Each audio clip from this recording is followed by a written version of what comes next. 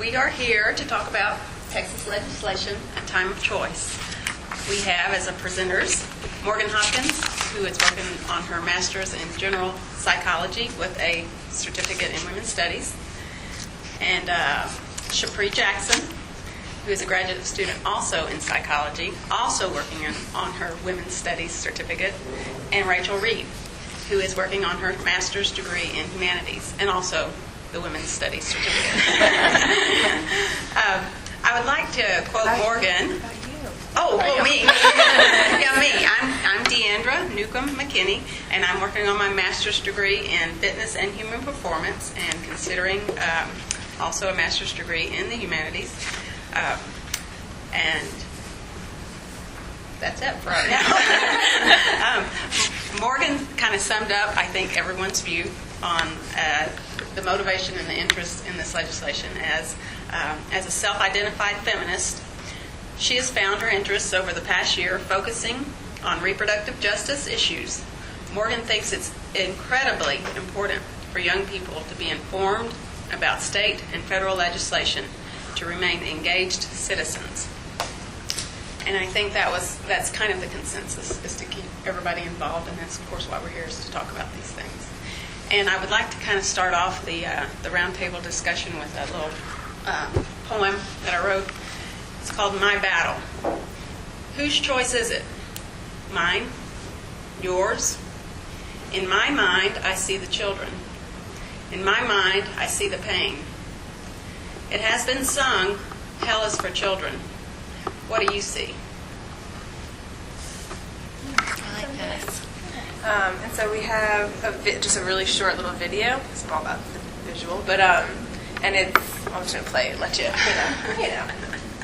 preface it, it works. My head is right in the way, isn't it? No, it's not. It's right in the way. I'll just stand to the side. How about? Okay. Still, it's just awkward. 25 for more information than they already have. I just had my staff calculate the number of emails, phone calls, letters that I've gotten in relation to this particular bill, and the total is 356 people contacted me to vote against it, and a total of 28 asked me to vote for it, and most of those 28 were men. I personally am a hairy-legged male who will never be pregnant myself, and I find it interesting that the leaders in this on this issue are people that will not ever be personally involved. And the key phrase in the Declaration is that we are endowed by our Creator with certain inalienable rights, and among these are life, liberty, and pursuit of happiness, and the founders have it in the exact order. Because without life there is no liberty, without liberty there is no pursuit of happiness. And it is our duty to protect that life. And that's why I rise in support of your bill. Thank you, Senator Patrick. When you have someone see the sonogram and they change your mind, it's a darn shame that our budget is cutting the support for those people that you're going to encourage people to have. While we're having this discussion, finance is over cutting back the services for the young that you're going to hopefully encourage to be brought into this world. This is a great day, I think, for women.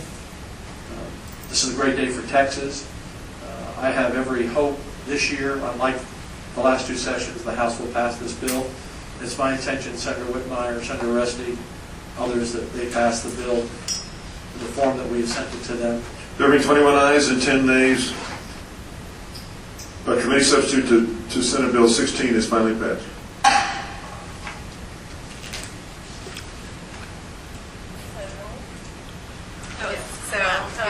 We thought that was appropriate because it shows an actual, on the floor debate, I guess, of how legislation gets passed, and it shows both sides of the debate. So you had Republican and Democratic senators talking about why they approved or did not approve. But what I thought was so interesting was that they were all white men.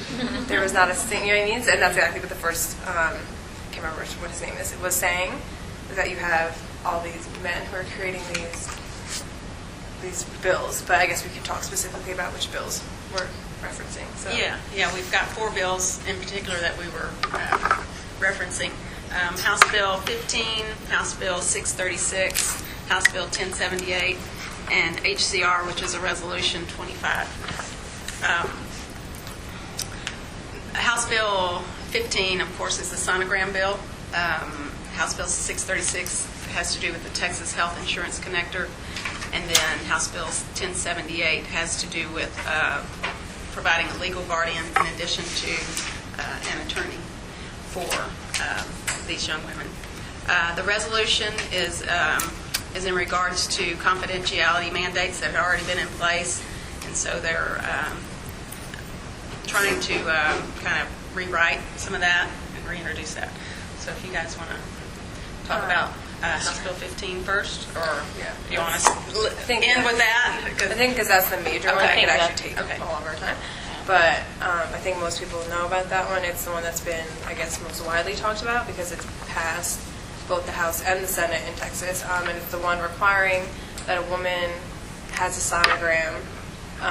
The House bill, I believe, said up to 72 hours before she was allowed to have an abortion, and then the Senate version said up to 24 hours before. And then so they were passed in both the House and the Senate, and then they went to be revised and combined, which is what I gave this. And so the House bill was the more, I guess, stringent version, and then once they had revised and compromised, this is what was changed, and this, if you notice, is by Texas Right to Life. So there's actually a debate going on within the pro-life community about whether or not they support the bill now that they've had, that I guess they've lessened the severity of the bill. So you can see what they wanted was the House Bill 15. And so there are all these things that they wanted to be required that are no longer required.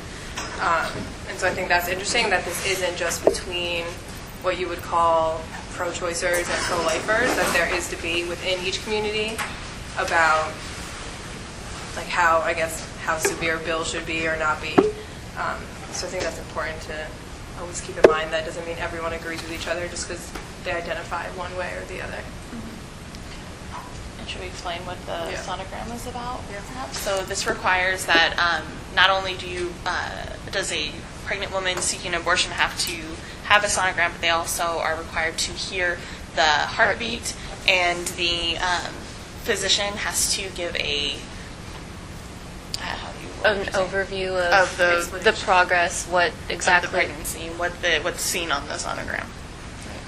But the Senate bill would allow for women, from what I read, to opt out of that if, and it says here, the woman claims to have been sexually assaulted, minor has permission from a judge, and you can see this on the verbal explanation of sonogram images, or there's fetal abnormalities that have been diagnosed at that point. So that leads to a whole nother realm of issues. Right. Exactly. And so it gets into this whole thing, it becomes a eugenics thing that like, oh, if there's something wrong with it, then like, we won't oppose this at all. And also the language that a woman claims she was sexually assaulted, not that she was because she says she was. You know what I mean? So that sort of, if she claims it, then I guess we'll look into it, but we may not actually believe her.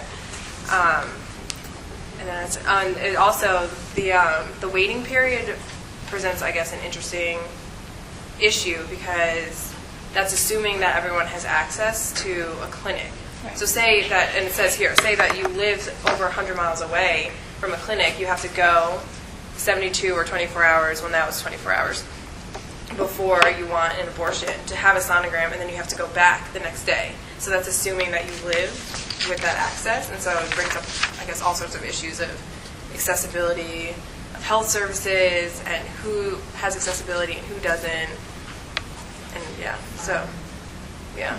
funds, it's a class issue, a race issue, it just brings in like all these other sorts of issues.